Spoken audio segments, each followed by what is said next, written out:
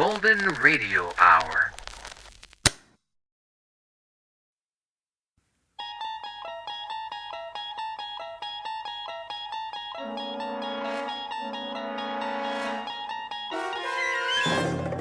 You unlock this door with the key of imagination. Beyond it is another dimension, a dimension of sound, a dimension of sight, a dimension of mind. You're moving into a land of both shadow and substance, of things and ideas. You've just crossed over into the Twilight Zone.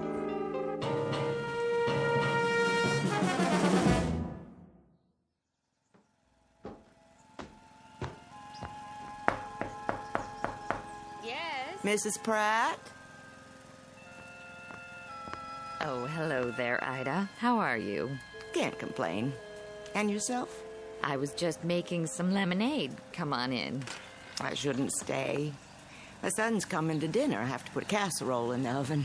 Just for a moment, then. I'll get you a nice tall glass in the kitchen. Well, if you don't mind. You can be my taster. You absolutely must tell the truth, though. If it's too sour, I'll add more sugar. It looks lovely. Where'd you get the lemons? From Mr. Takamori's backyard. He brought me a whole bag of them. How thoughtful. Oh, he's an absolute jewel. I swear, that man can grow anything. He's certainly done wonders for the trees on this street. It's delicious. I always say there's nothing like fresh lemonade. I see Arthur's doing your lawn now. Yes, he's such a fine young man. Isn't he? Always so polite. Do you think he'll take over his uncle's nursery? Oh, I seriously doubt it. With college and all, he has his sights set on something higher. May, I was wondering.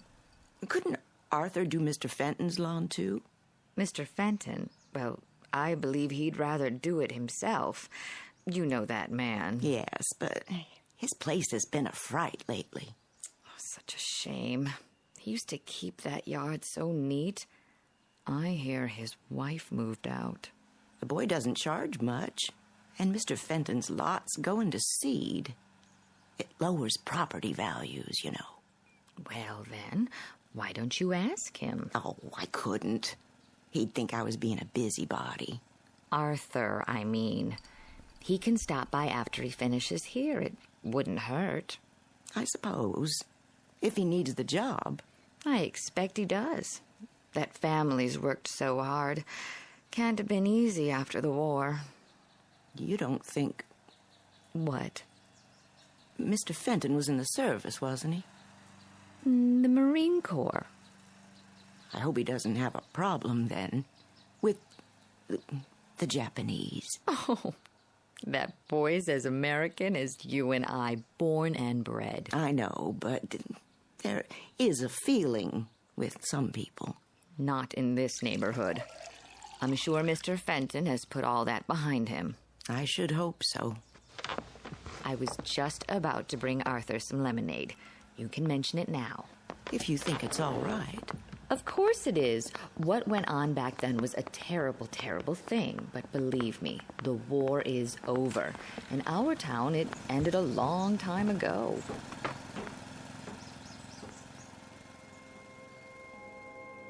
A trip back in time to an era that's now ancient history. The period, the early 1960s, 20-odd years since Pearl Harbor. The war ended long ago, but for some, so much bitterness and loss are not easily forgotten. Such is the case with our two antagonists whom you are about to meet. Mr. Walter Fenton, veteran of World War II and an officer in the United States Marine Corps, and young Mr. Arthur Takamori, first-generation son of Japanese immigrants who has no memory at all of those years. Despite their best intentions, this unlikely pair will soon square off for a battle with the ghosts of the past in the darkest, most haunted reaches of the Twilight Zone. And now, The Twilight Zone and our story, The Encounter, starring Stacy Keach and Byron Mann.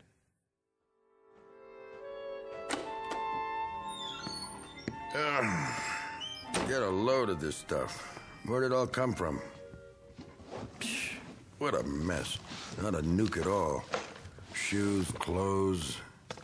Hey, there's the old radio. Plug it in, see if it works. Well, well.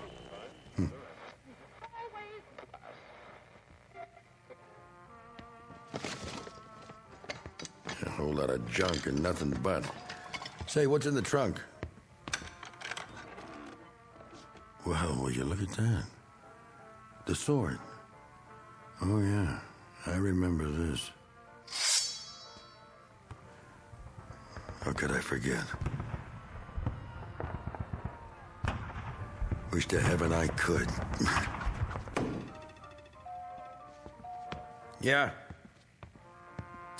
Mr. Fenton? Anybody home? Up here, in the attic. Sorry to bother you. I can come back later. That's okay. Front door's open. All right.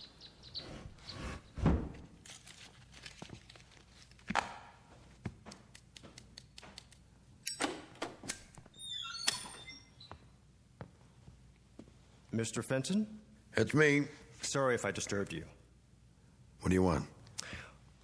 Well, Mrs. Bowles down the street sent me over. Oh, she did, huh? Said you wanted somebody to take care of the yard. My yard? How would she know? Oh. Well, if it was a mistake, I apologize. No, hold on. Matter of fact, she's right. Might as well come in. Are you sure? Yep. Well, if you say so. Lots of cobwebs. Haven't been up here for a while. Oh, that's okay. Haven't I seen you around? Maybe. I cut the grass with some of the people on the block. My uncle runs the nursery at the corner. Oh, yeah. So, what do you think? About what? The lawn. Yeah, I could use a hand, I guess. If it's just the front, I can take care of it twice a month. Charge you the same as Mrs. Bowles and Mrs. Platt. Sounds fair enough. Anything more would have to be extra. Like? You know, the backyard or the lot. Is that yours too? Yeah, don't worry about that. At least not right away. I ought to warn you, though. Yes? It won't be steady work. Sir? Don't get the idea it's a regular job or anything. Oh, that's all right. I've got plenty of other jobs. Good, because I'm going to sell this termite dump as soon as I find someone fool enough to buy it. I understand, Mr. Fenton. Got it listed already. A little fixer-upper, a handyman's dream with a semi-vacant lot attached. Sounds pretty good, huh? I can only come on the weekends. I go to school the rest of the time. Sold. I'll be back at the end of the day then, if that's all right. Good enough. Well, nice meeting you. Wait a minute. Yes? What's your hurry? I better get back to Mrs. Platt's. Sit down. We'll have a beer on it. No thanks, just the same. I'm serious. Plenty on ice downstairs. Besides, we have something else to talk about. We do? Pull up a box and take a load off. Well, I haven't started Mrs. Bowles' lawn yet, and it's getting pretty late. Nuts to Mrs. Bowles. Knock off for 10 minutes. You need extra money, right? Sure. Same as everybody. I got an idea. What's that? There's a way you can make some more cash on the side. Could add up. How? All you have to do is give me a hand. Do some sorting, get some cardboard boxes. I'm pretty busy already. Hear me out at least. Well, 10 minutes then. Let me make room for you. I can stand. No trouble. I need some help with this junk up here. Anything you see, you can have. Most of it, anyway. Resell it, whatever you want. I just have to get rid of it before I show the house. What do you say? I'm not very good at garage sales. I don't care about that. Never know what you might find. Yeah, I got a lot of clothes, gadgets, old magazines, books my wife like to read. I don't know. What's your name, boy? Arthur. Arthur? Arthur Takamori. Anything wrong with that? No, it just sounds funny. Why? Well, you have to admit you don't look like an Arthur. I'm an American citizen. Yeah, sure you are. I was born in this country. Who said you weren't? Did I say that? Not in so many words. Then take that chip off your shoulder. I gotta go. What about that beer? No thanks. I'm not thirsty. Come on, I didn't mean anything. You're awful sensitive. Am I? Maybe I am. There, see? My given name is Ito. I changed it because nobody ever spells it right. So, a rose is a rose. You know what I mean? Not really. Watch your head there, Arthur. The ceiling's pretty low. What a junk pile, huh? I've seen worse. I bet you have. The attic's been this way for 20 years. I don't go up here much. The wife used to yell about it. But I was so stubborn. Now she's gone to stay with her sister. Or so she says. Wouldn't be surprised if she never comes back. Sorry. Don't be. We all get what we deserve. Don't you think? I couldn't say. Well, I could. You ever know something before you know it? How do you mean? In your gut, in your bones, the way a dog knows an earthquake's coming, the way the birds get quiet right before a storm. It doesn't matter what anybody says. It's a fact. It's closing in on you, and there's nothing you can do about it. We always have a choice. Doesn't mean a thing. I know it and she knows it. She's got my number, all right. A guy who's never going to amount to a hill of beans, and he's drowning in junk. I'm sure these things meant a lot to you, or you wouldn't have saved them. What else could I do? It's all I got. I couldn't just let it go. Even stuff from the war. You see that mannequin in the corner? Was that your uniform? Sure was. Get a load of it. Used to be pretty spiffy. I'll bet. Don't mind the dust. Yeah, I put this on and people would step out of the way. Even when I got home. My dress cap, brass buttons, like they thought I was a movie star. My girl was proud to go out with me to the movies, to get an ice cream, and just to walk around. I was a war hero. But after a while, that didn't cut it anymore. You ought to pack it away. Put it in mothballs. What for? I'll never wear it again. Hard to imagine. This monkey suit used to fit me to a T. With all the buttons and everything. It probably still would. Now you're being polite. I turned into a tub of rancid lard, I know that. But I was pretty tough once. Were you? I went all through Saipan and Okinawa. Oh. Checked the fruit salad. The what? That's what they call the ribbons and medals. I got a whole box of them from this and that campaign. All put away. I don't know what for. Never wear them again as long as I live. I don't know much about the war. No? It's before my time. Yeah. You ever see one of these? Yeah, in the movies. Genuine samurai sword. Not a fake like you see nowadays. I took it from a Jap who was trying to cut off my noggin. A what? Excuse me, a Japanese officer. You see the blade? Got something engraved on it. Mm-hmm. Hey, you think you could translate it for me? Could I? Well, I can't read it. Always wonder what it means. Sorry to disappoint you. Why? I don't know the language. You don't? Only English. Oh, come on, boy. My mother used to speak Japanese around the house when I was little, but I never learned. That a fact. You said you wanted help with this junk? Oh, yeah. But first, let me get those beers. None for me. Well, I need one. My throat's full of dust. I can't stay. Be back in a jiffy. Oh, better put that sword away. The blade's still razor sharp.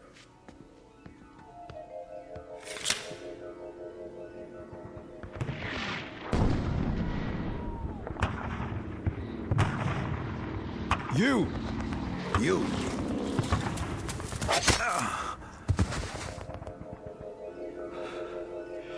It can't be. I don't know how or why, but I'm gonna kill this man. I'm gonna kill him. I can feel it. I'm gonna kill him with this sword.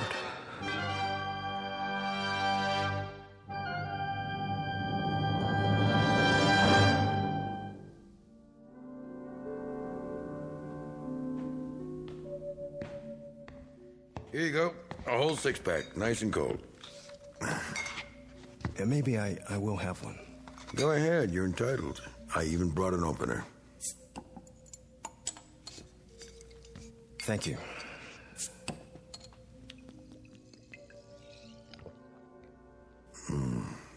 Always tastes better in glass, don't you think? Yeah, I guess so. You partial to beer, Ito? American beer, I mean. The name's Arthur. Oh, yeah, I forgot. It's just, when I look at you, I don't think Arthur. You understand? You don't look like much of a soldier either. You got me there, boy. You sure do. And while you're at it, Mr. Fenton, I don't like to be called boy. Europeans always call the natives boy and moan about the white man's burden. Hey now, simmer down. The fact is, I'm a full-grown man, I work for a living, and the name I answer to is Arthur, or Artie, to my friends. And once in a while, believe it or not, to Mr. Takamuri. Man, are you wound up? Do this every time a guy offers you a beer? Sorry, nothing personal. No, it sure isn't. I just wanted to set the record straight so we understand each other. I get tired of being treated like I'm different. Let's forget it. The war's over. Yes, it is. And in case you don't know it, there isn't a serviceman who saw combat in the Pacific and doesn't respect the Japanese army. They fought like tigers. Well, that's what soldiers do. Fight when there's a war. It was a rare thing to take them alive. They just wouldn't give up. Is that supposed to be a backhanded compliment? I guess it is. Well, here's to bravery. Banzai. Okay. I get it. Say, where did I put that pig sticker? What? The sword. I put it back in the holder, like you said.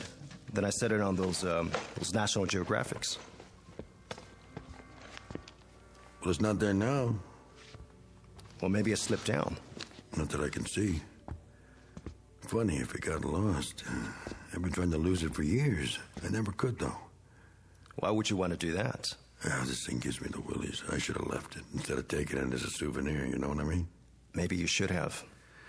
I tried to sell it, hawk it, give it away, even throw it out in the trash. Each time it comes back. I suppose you're going to tell me it's haunted. No, I don't believe in that jazz. But when people refuse it, even as a gift, and when the man on the garbage truck leave it, well, you give up after a while. Say, why don't you take it? I don't think so. Why not? What would I do with it? Well, you could frame it, put it on the wall, sell it, or you could always give it back to me. Point first, if that's what you'd like to do. I don't know what you're talking about. No, I'm just kidding. Anyway, I don't blame you for not wanting it. It's a pretty ugly thing. Not really. Sure it is, if you think about it, especially with what's engraved on the blade. I thought you couldn't read it. I can't, but I like to imagine. I always thought it says something real poetic, like, "This sword will avenge me." What do you think? I wouldn't know. Oh, come off it, Arthur. Look, Mr. Fenton, I'm kind of in a hurry. I work hard and... So what's so special about working for a living? You said that twice. Don't you think I work for a living? I didn't say... I worked since I was a kid, and I had jobs a lot tougher than cutting grass. I used to drive a cat. You know what a cat is, Arthur? It's no sports car, let me tell you. It's a big earth mover. You ever move the earth, Arthur? No, of course not. You manicure it. I've got to get going. What's the rush? Drink your beer. Just tell me where you hid the sword. Where I? You buried it in here somewhere, didn't you, when I was gone? You're crazy. To get it out of the way. For what reason? Oh, I don't know. It could be dangerous in the wrong hands. Whose? Mine or yours? I left the sword with you next to this stack of magazines. I remember distinctly. Tell me something, Arthur. You don't seem very relaxed. Are you, by any chance, afraid of me? Why should I be?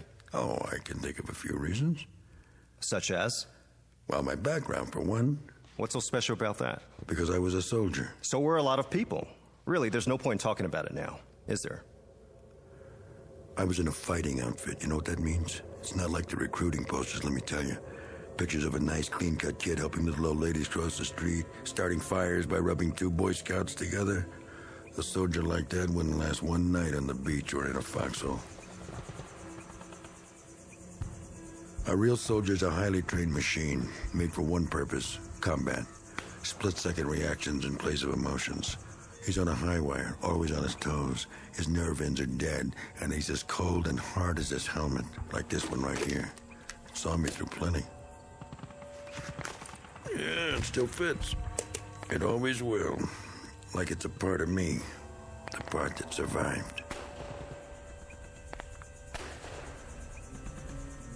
He doesn't feel anything. Funny thing is, he doesn't even hate anymore. He can kill without hating. He'd better. It takes time to hate, see? They don't talk about that at home. But he's really something to fear. In fact, nothing Nothing is more terrible to meet on a dark night than a trained U.S. soldier with an M1, a Thompson, a grenade, a trench knife with brass knucks, or his bare hands.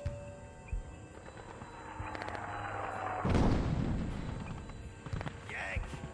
Come out and die! Some dirty little son of heaven was out there in the jungle just asking for it, so I thought I'd oblige.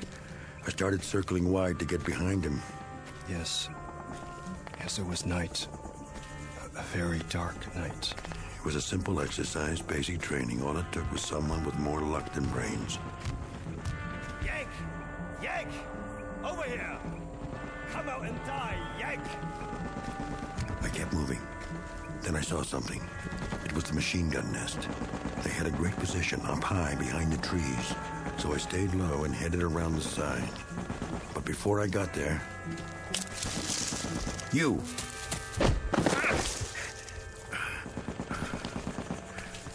No more, Yank. Now you die. Go on. Do it. Do it, you dirty little... No, wait. Stop. Stop! What? Put the sword down. It was only a story. Story, yes. Don't get carried away. I was only telling you how it was. I'm sorry. Man, for a minute there. For a minute there. I don't know what got into me. Where'd you find it? What? The sword. It must have slipped down behind the trunk. All of a sudden, I saw it and... You handled it like you were gonna prune a tree. Good thing you hesitated. That officer I was telling you about, he would have gotten me for sure. Yes. I know. What do you mean by that? Something tells me you didn't get that sword the way you said you did. No? No. You shot him after he surrendered. What? The Japanese officer? He dropped the sword and surrendered. You killed him in cold blood. All right, so what if I did? So what? I don't know. That's your problem. I don't feel well. What am I doing here? I've got to get out of here. Yeah, maybe you should.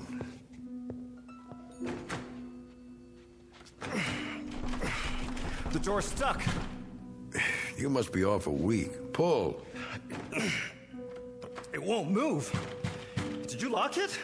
How could I? There's no lock on the inside. Here, let me try. I'll pull with you.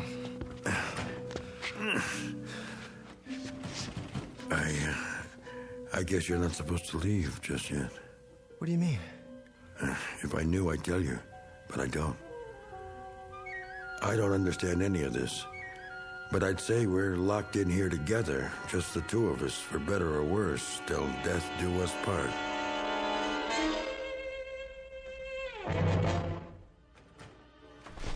Still stuck. I'll try the window. Just our luck that won't open either.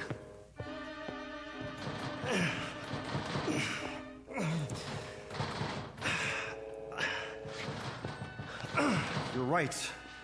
I don't know what's making it do this. It hasn't happened before. Never mind, there must be some tools up here. I can take the hinges off. Yeah, you do that.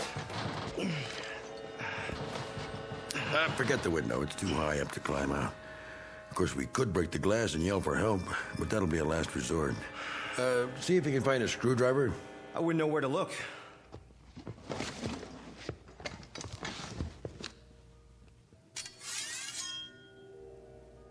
What are you doing with that sword now?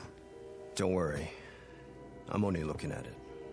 Thinking about becoming a samurai? Couldn't I? If you ever come at me with that thing again, I'll chop you up like hamburger. I don't like that kind of talk, Mr. Fenton. Oh, you don't, huh? No, I've got a short fuse, so don't strike matches. A short fuse, huh? From what, kid? Too much sake in your oatmeal? I was born in Honolulu, near Pearl Harbor. No kidding. Were you one of the pilots? I was 4 years old. My parents lived in Hawaii all their lives. My father worked for the Navy as a civilian contractor. Yeah? Doing what? Sabotaging the planes? He helped build the docks at Pearl. He was foreman of a construction gang. Almost a genuine war hero. He was a war hero. He was on the docks when they came that Sunday morning. He was there when the first wave of bombers flew over.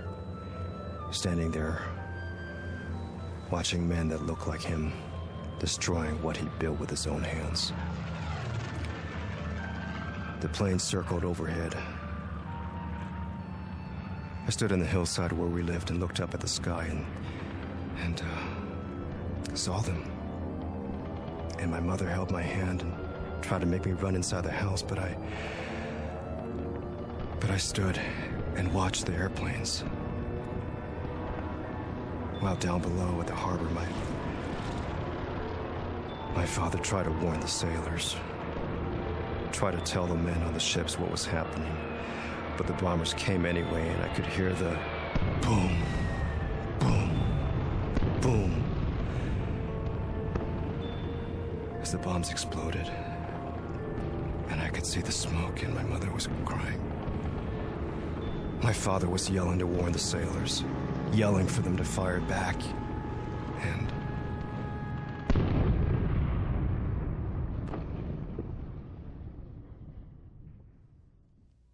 the Navy gave him a medal, posthumously.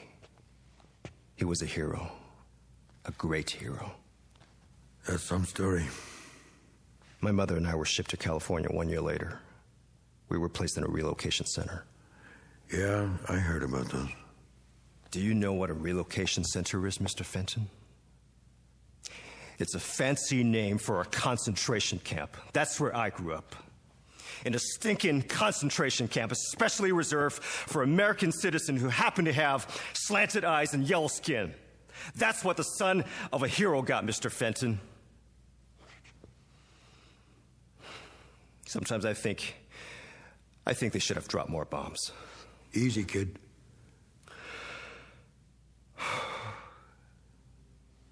I'm such a liar. What? We all are sometimes. Don't be so hard on yourself. It didn't happen that way. Oh, come on. He was a traitor. He signaled the planes. He showed them where to drop the bombs. Do you hear what I'm saying?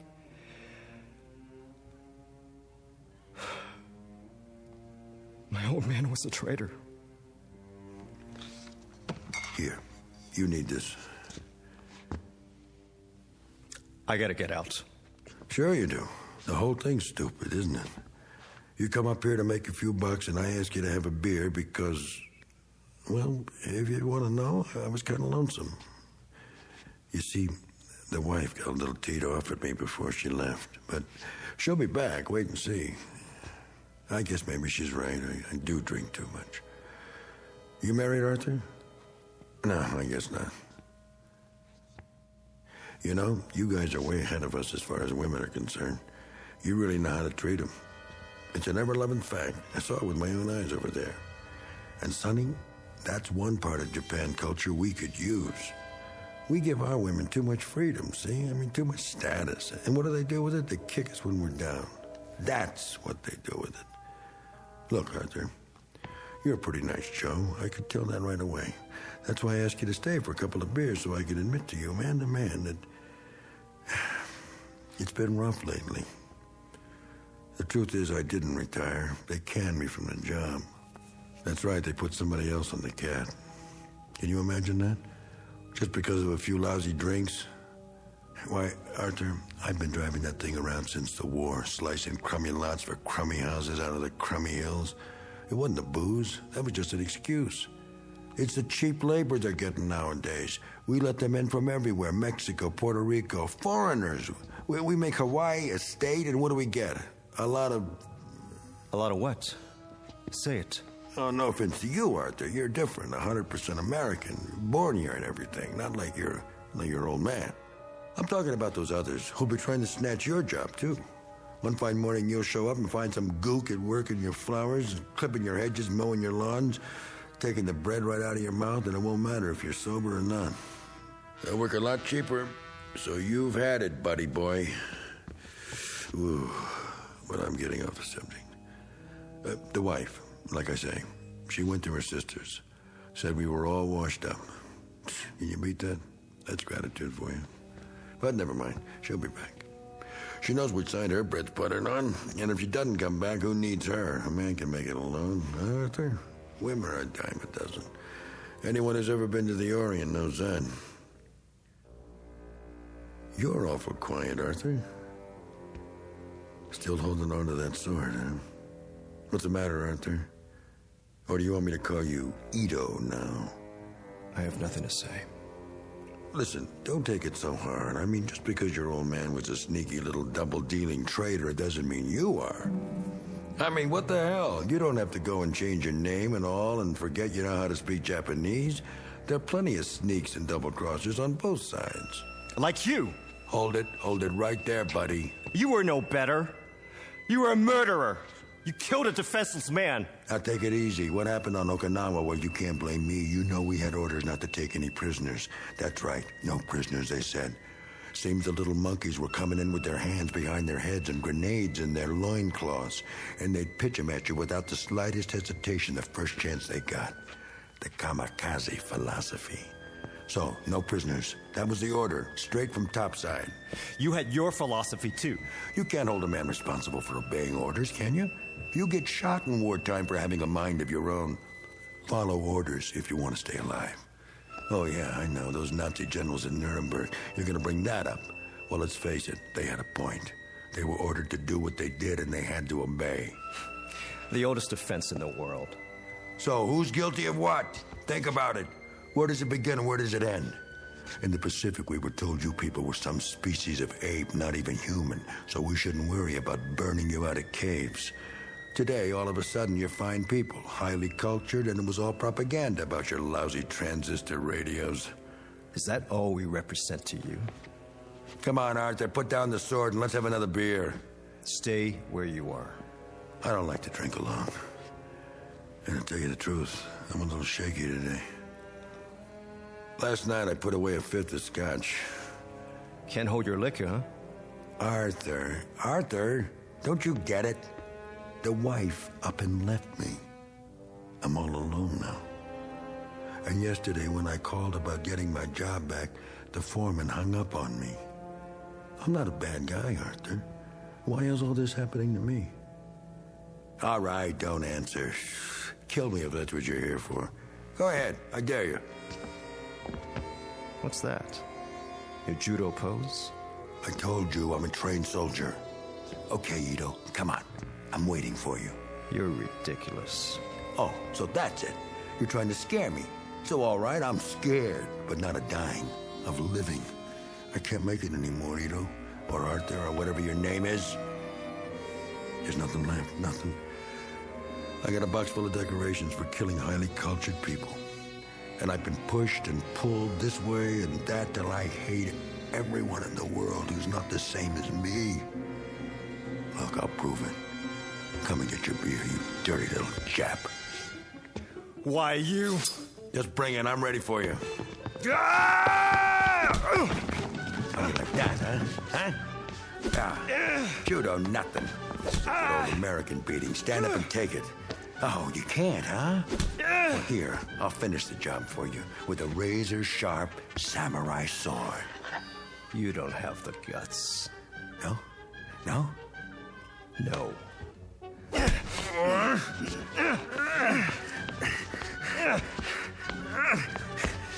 Let go of it!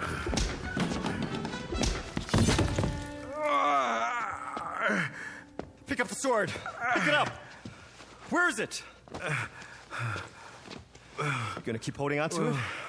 Roll over. Let's see what... Fenton? Fenton? What happened? What have you done? What have I done? How do you know? It really is sharp. Mr. Fenton. I'll call an ambulance. It's too late. It went clean through me. What do you want me to do? Pull it out. Pull it out. That's better. I didn't want to kill anybody. I was just trying to make a point.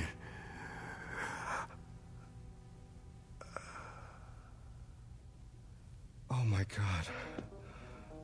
Oh, my dear God. Arthur? Mrs. Pratt? Mr. Fenton, is Arthur in there with you? Mr. Fenton?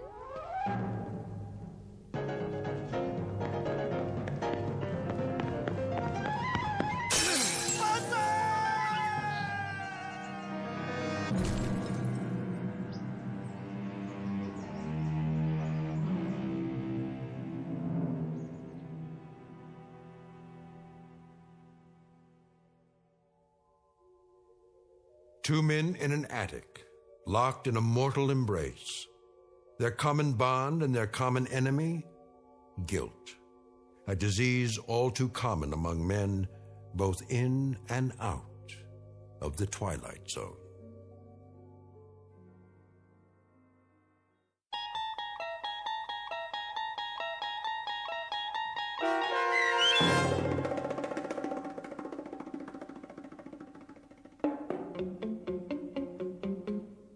The Encounter, starring Stacy Keach and Byron Mann, was adapted for radio by Dennis Etchison and written for The Twilight Zone by Montgomery Pittman. Heard in the cast were Linda Ryder and Alyssa Fraden. The producers of The Twilight Zone wish to thank CBS Enterprises and the Rod Serling Estate for making this series possible. This copyrighted radio series is produced and directed by Carl Amari for Falcon Picture Group. Sound design and custom Foley effects for The Thank Twilight you for Zone listening. by Cerny American Creatives Bob Benson, Please Craig like Lee, and subscribe. Michael Slaybach, and Matt Sorrow. To learn more about the Twilight Zone radio dramas and to contact us, visit our official website at twilightzoneradio.com. Doug James speaking.